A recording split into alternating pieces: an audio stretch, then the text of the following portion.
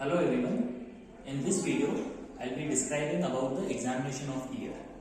So for examination of ear, the examiner and the subject of the patient, they sit in front of each other and preferably at a same level. Both legs of the subject should be on one side and examiner should be on one side.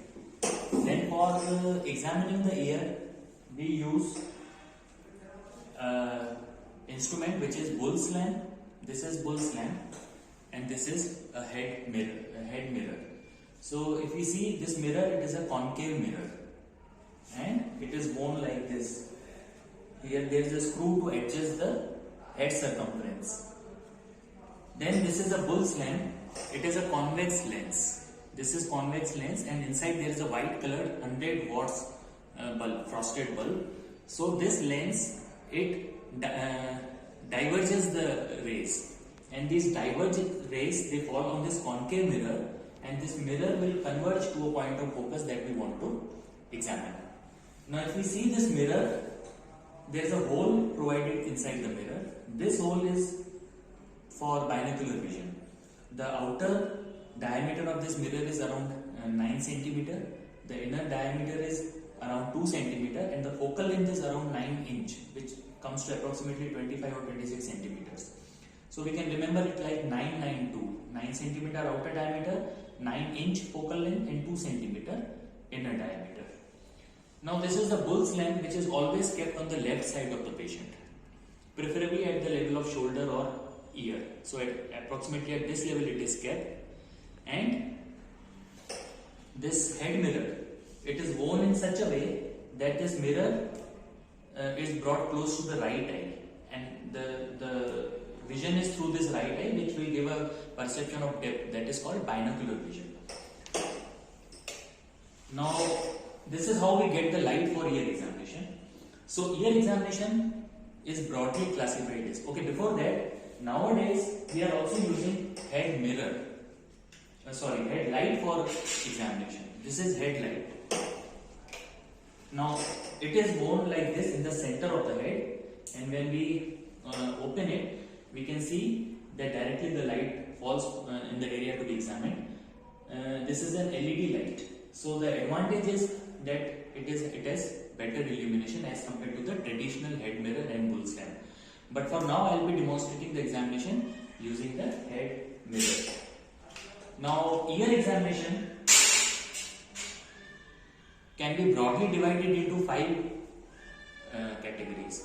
The first one is external examination of the ear. The second one is otoscopic examination of the ear. The third one is hearing evaluation, that is tuning fork test. The fourth one is vestibular examination, that is fistula test. And finally, the facial nerve examination. The initial 2 parts, that is external examination of the ear and the otoscopic examination, it is the physical examination of the ear. And the other 3 parts, tuning fork test, fistula test and the facial nerve function test, it is the functional examination of the ear. So I'll just demonstrate these points. I'll give you an overview, and individual test, for example tuning fork test or fistula test, these are my separate videos, the link of which I'll be putting in the description of this video. So I'll give you a broad overview of how to examine the ear. So we'll put on the Bull's lamp and we'll try to focus the part to be examined. So here, ear. Now this is on the left side of the patient. This I am wearing in such a way that I can see through this hole from the right eye. Then I'll try to focus the light on the part to be examined. So for that I can slightly change my mirror or change this direction or change the patient position. So first point is the external examination, and here it is the preauricular region which we need to examine, the pinna and the postauricular region. So these 3 examinations can be, these 3 parts can be viewed on external examination: preauricular, pinna, postauricular. Then we can also see the external auditory canal. Now we know that external auditory canal, it is not a straight canal. So to straighten it, we need to pull the pinna upwards, outwards and laterally, and with other hand we can pull the tragus anteriorly like this. So this will straighten the canal. Now here I can clearly see the external auditory canal, and even I can see the tympanic membrane also. So this is how we need to examine the external auditory canal. Now the second part of physical examination of ear is the otoscopic examination. Now this is an otoscope, it provides magnification. So it is held like a pen. Now if you want to examine, suppose I want to examine the left ear, then I will have to hold it like a pen. I will hold the otoscope like a pen. I will again straighten the canal and insert the otoscope in the canal.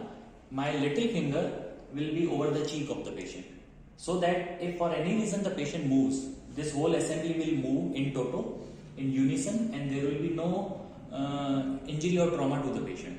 So under vision, I will insert the otoscope like this, and I will see the details of the tympanic membrane.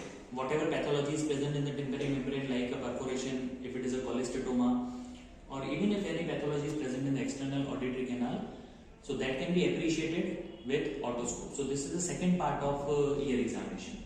Coming to the third part is hearing evaluation.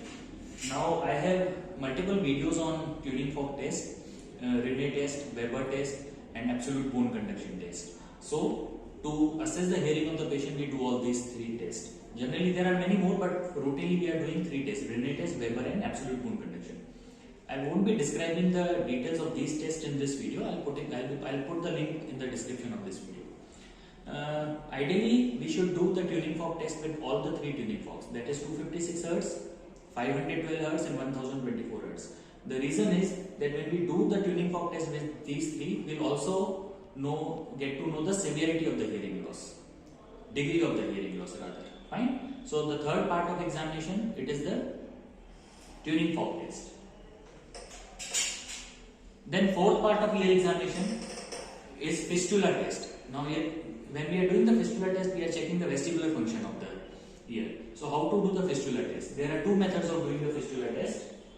One method is that we can attach the Siegel's speculum here. I don't have Siegel's speculum at present, but we can attach the Siegel's speculum here, and then we can increase the pressure in the bulb and then see if the patient is having nystagmus or vertigo. Alternatively, for example, here I don't have the Siegel's speculum, so what I can do is I can intermittently press the tragus like this. So it will increase the pressure in the canal, which will be transmitted to the inner ear if there is a fistula. And the most common site of fistula because of cholesteatoma, it is the lateral semicircular canal. So when the patient is having fistula, the patient will have nystagmus or vertigo. So that is fistula test, which checks the function of the vestibule of the ear. So this is the fourth part. And finally, we also check the facial nerve function. So for checking the gross facial nerve function, we ask the patient to look up by putting our hand so that there is no head movement. So we ask the patient to look up. So when the patient looks up, we can see that there are forehead wrinkles present here. Then we will ask the patient to close the eyes, both eyes. So here the subject is able to close the both eyes with minimal effort. Then we look for the facial symmetry, whether it is asymmetrical or not. Then we ask the patient to puff the face. So there is no escape of air from any angle of the mouth. So this gives an idea of the gross functions of the facial nerve. If we want to check the individual branches of the facial nerve, then we can go for the topodiagnostic test like Shermer's test, which checks the lacrimation and checks the greater superficial petrosal nerve. Then taste test, which checks the chorda tympani. Then stapedial reflex test, which also checks the nerve dos stapedius. And finally the submandibular salivary flow test. So these are some of the topodiagnostic tests. But generally when we are doing the ear examination in OPD, we do the gross facial examination, so to look for any facial palsy. So this concludes the ear examination. Just to summarize, there are 5 parts of ear examination. First is the external examination with Bull's lamp and head mirror. Second part is the otoscopic examination. Third part is the tuning fork test. Fourth is the fistula test. And finally the facial nerve function test. Thank you very much. And I want to thank Mr. Vipul and Nakum for helping me in preparing this video. Thank you very much.